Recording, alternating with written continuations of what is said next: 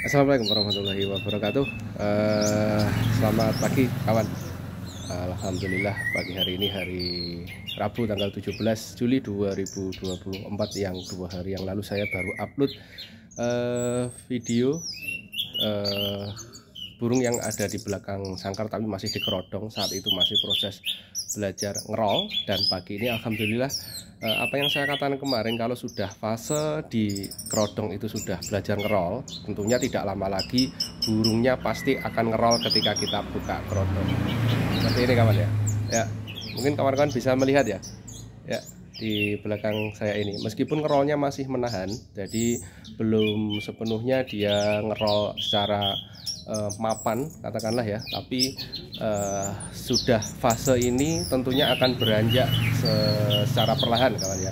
Jadi nanti perlahan-lahan burung ini akan ngerolnya dalam fase yang mapan, artinya tidak nahan seperti ini. Kalau ini masih nahan, tapi meskipun masih nahan dia sudah berada pada posisi yang lumayan mapan gitu kawan ya. Ditandai dengan meskipun saya goyang-goyang sangkarnya yang ada di belakang saya ini, dia tetap enaknya dia ngerol seperti itu kawan ya. Dan apa yang saya katakan kemarin ternyata terbukti kawan ya. Jadi ketika dia dalam fase yang masih di kerodong sudah belajar ngerol, tentunya tidak lama lagi burung yang kita rawat pasti akan ngerol kawan ya. Dimana ngerol ini adalah titik puncak dari seekor anis kembang mencapai mapan birahi dan mapan emosi. Tinggal kalau sudah seperti ini kita tinggal mencari setnya kawan ya, biar nanti ngerolnya tidak ditahan gitu kawan ya. Ya, kita lihat bersama kawan ya. Ya, ini saya goyang-goyang, dia tetap enaknya berkicau, dan ini sudah berkicau kurang lebih 5 menit yang lalu kawan ya, dan belum sama sekali berhenti kawan ya. Oke, sambil kita ngobrol kawan ya di pagi hari yang cerah ini, sambil kita nikmati anis kembang yang ada di belakang kita ini untuk ngerol kawan ya. Lagi-lagi saya tidak pernah merahasiakan bagaimana merawat atau rawatan untuk merawat seekor anis kembang. Sangat mudah kawan ya. Sekilas cerita, burung yang ada di belakang saya ini adalah burung yang tidak jinak kawan ya. Dia ketika saya masukin tangan, ketika mengganti pakan dan mengganti minum, dia adalah gelabakan kawan ya.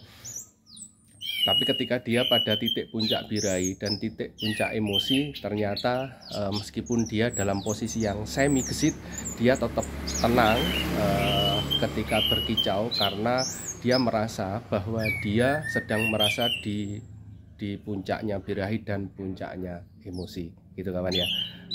Seperti itu. Dan bagaimana saya merawat burung yang ada di belakang saya ini kawan ya. Lagi-lagi di video saya itu, di bawah video ini itu sudah saya bagikan banyak sekali video tentang bagaimana saya merawat seekor anis kembang gitu kawan ya. Semoga suara saya terdengar kawan ya, karena saya ini tidak memakai mikrofon, saya pakai selfie HP saja ini.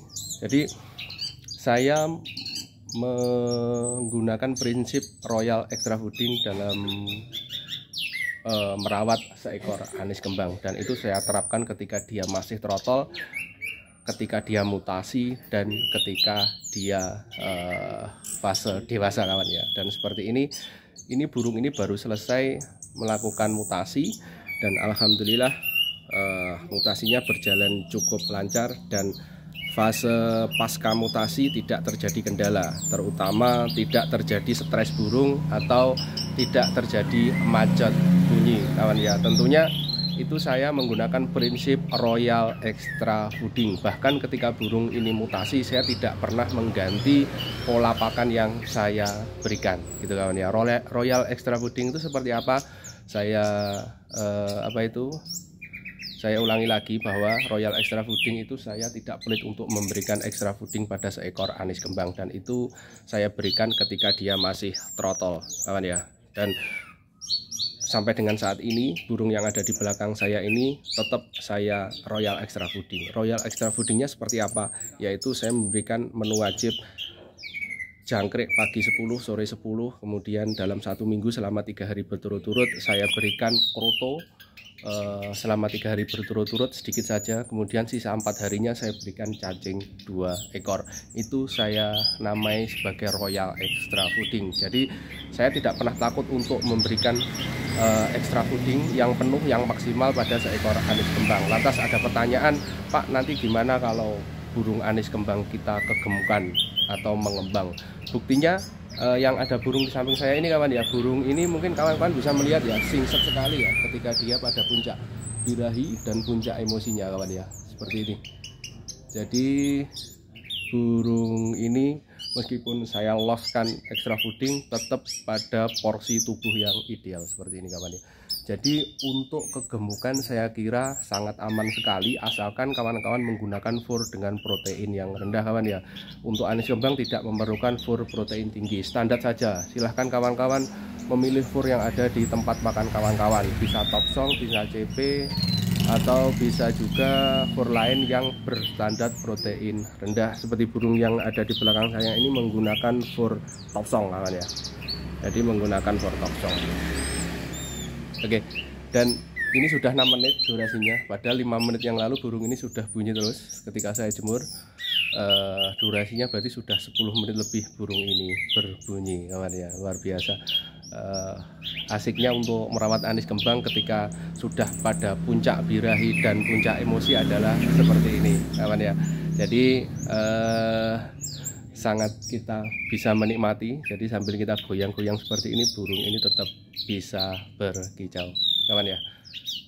Oke, jadi tidak, untuk merawat seekor anis kembang itu tidak perlu tips, tidak perlu rahasia, tidak perlu kawan ya. Jadi yang utama adalah kita harus menjaga kesehatan seekor burung anis kembang kita, dan tentunya kita harus merawat anis kembang yang berjenis kelamin jantan gitu kawan ya. Tidak boleh berjenis kelamin betina gitu kawan ya, karena burung berjenis kelamin betina meskipun kita rawat dengan model seperti apapun nanti tidak akan kunjung berbunyi atau berkicau kawan ya. Tapi ketika burung anis kembang yang kita rawat itu jantan, percayalah kawan bahwa burung anis kembang yang akan kita rawat pasti akan bunyi pada waktunya dan akan ngerol pada saatnya juga gitu kawan ya. Lantas tentunya kawan-kawan bisa memilih untuk membeli anis kembang. Saya sarankan untuk membeli anis kembang dari trotol kawan ya, jangan membeli anis kembang yang sudah dewasa dan sudah gacor seperti itu.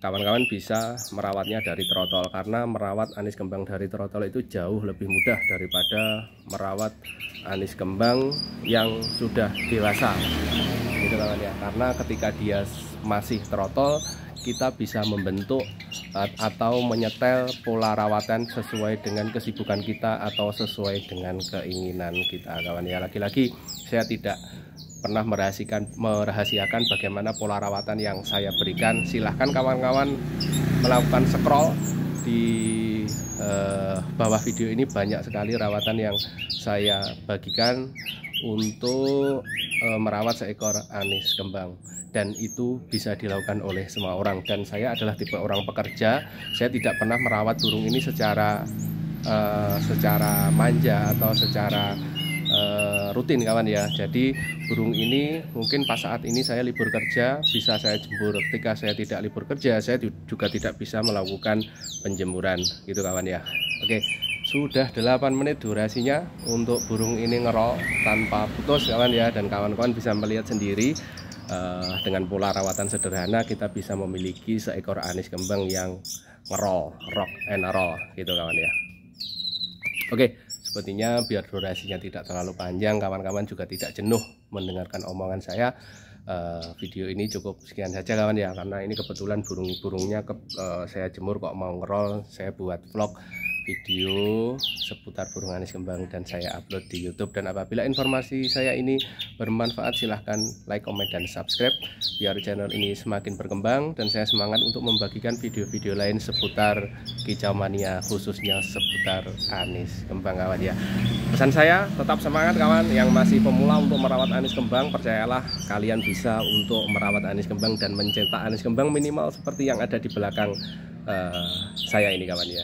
Jadi semuanya bisa gitu, percaya semua bisa, Mari belajar bersama. Silahkan tinggalkan komentar di kolom komentar, saya akan balas satu persatu.